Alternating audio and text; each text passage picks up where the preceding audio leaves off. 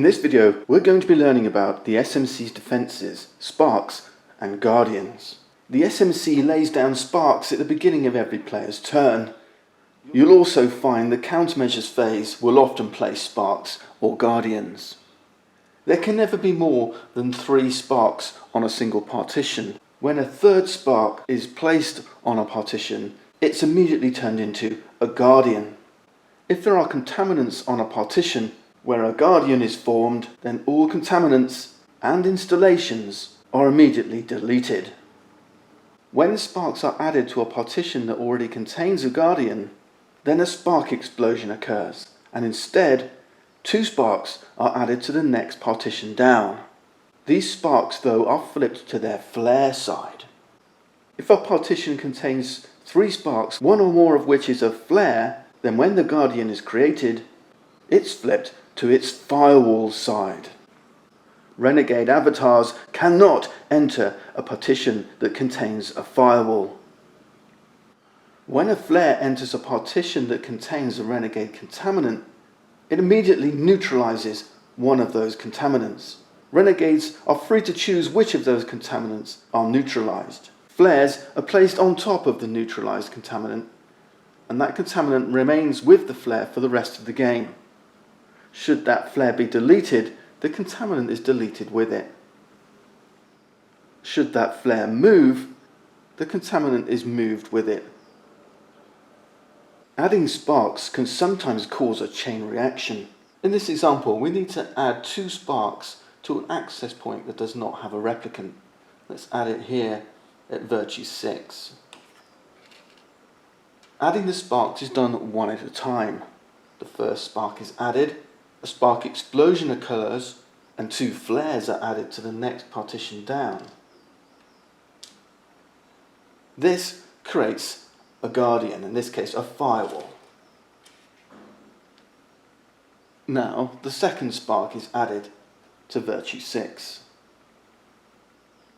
Because there's a guardian here, we must add 2 sparks to the next partition down, but this also contains a guardian.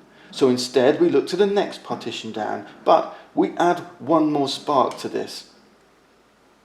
So now we add 3 flares to partition 4, which itself creates a guardian, in this case a firewall. Let's say we were extremely unlucky and we had to spark virtue 6 one more time. 1 spark would be added. It can't be added, so we add 2 to the next partition down.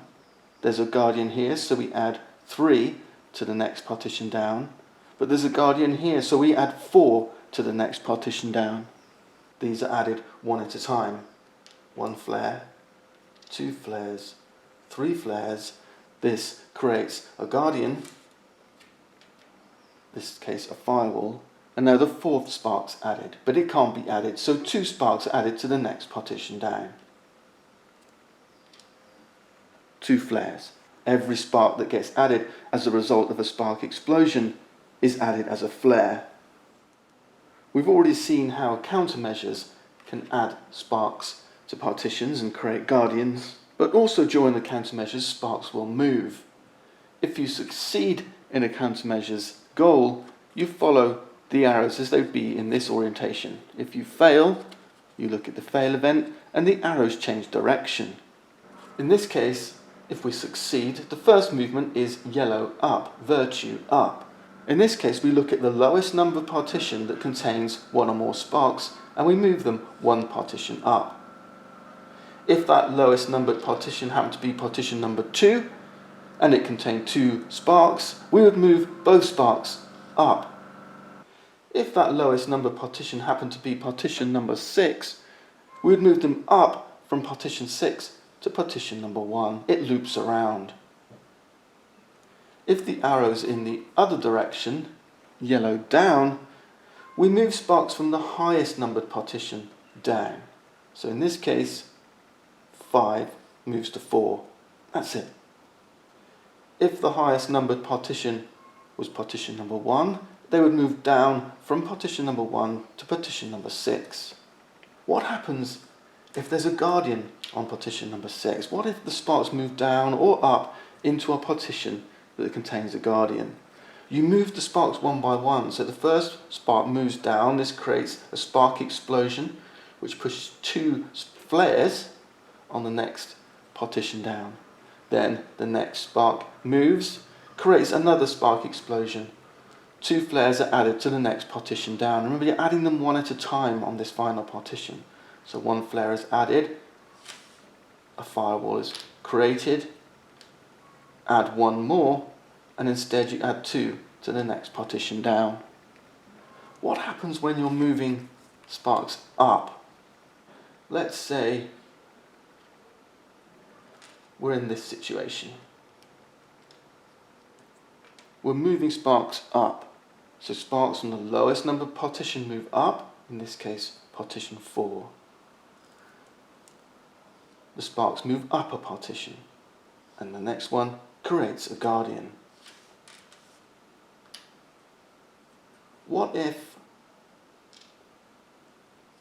there were 2 sparks here?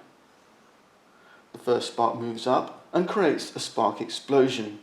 2 flares are added to the next partition. But this time, instead of it being the lowest partition, we continue in the direction we're moving, upwards. So 2 flares are added to the next partition up. The next spark moves up.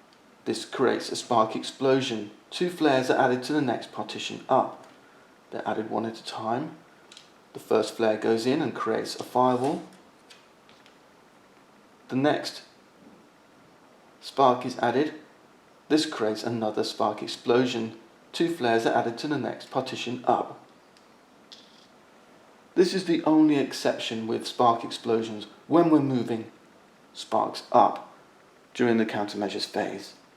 At any other time, spark explosions always happen on the movement down. So for example, during the command phase, we're rolling the spark dice. We roll yellow 6. We would place 1 spark on virtue 6. This causes a spark explosion. 2 sparks will be added to the next partition down. There's already a guardian here, so we add 1 more and go to the next partition down. And these are flares because it's a spark explosion. This creates a firewall. There are only 5 guardians in the game and 25 sparks. Should you ever have to add a 6th guardian or a 20-stick spark, you immediately lose the game.